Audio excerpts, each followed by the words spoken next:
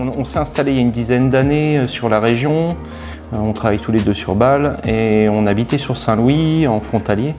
Est venu le moment où on a décidé de construire. Recherche de terrain assez compliquée, assez longue, parce que dans la région, trouver des terrains conséquents, c'est pas forcément facile. On a trouvé cette petite perle au niveau dans ce hameau.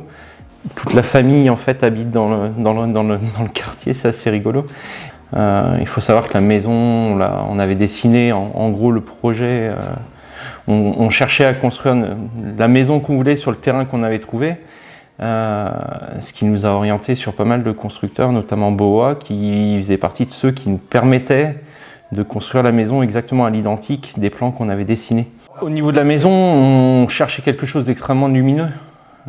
On a de la chance d'avoir une vue sympathique des deux côtés du terrain.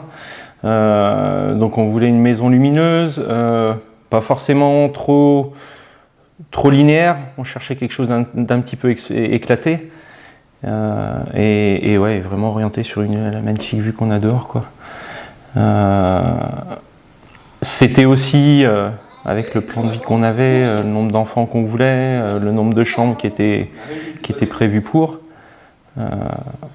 On s'est fait plaisir, on a pris de la place, on a de la place pour les enfants et tout le monde peut en profiter. Ouais.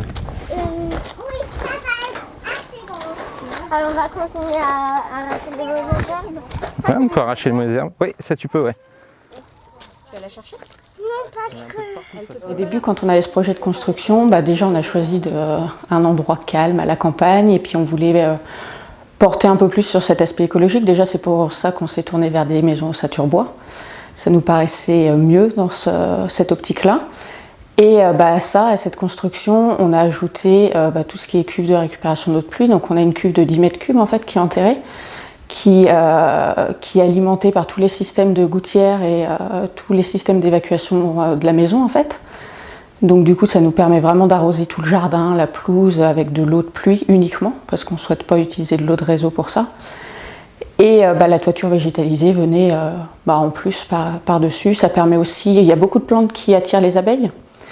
Donc ça permet vraiment une pollinisation du jardin, d'avoir un petit écosystème sur les toits, donc c'est vraiment bien. Donc la relation avec BOA, quand on s'est présenté chez eux avec le plan qu'on avait dessiné, ça a été relativement simple. Après est venu le moment où il a fallu penser vraiment aussi à l'aménagement intérieur, parce qu'autant on avait les plans de la maison extérieure, mais il y a une dimension qu'on n'avait pas, c'était les contraintes de la construction bois. Parce que c'est vrai que là on le voit pas, mais il y a des poteaux, il y a des poutres, il y a plein de choses structurelles que nous on peut pas définir. Et ça, avec la personne en charge du projet, c'est vrai qu'on a eu pas mal de conseils.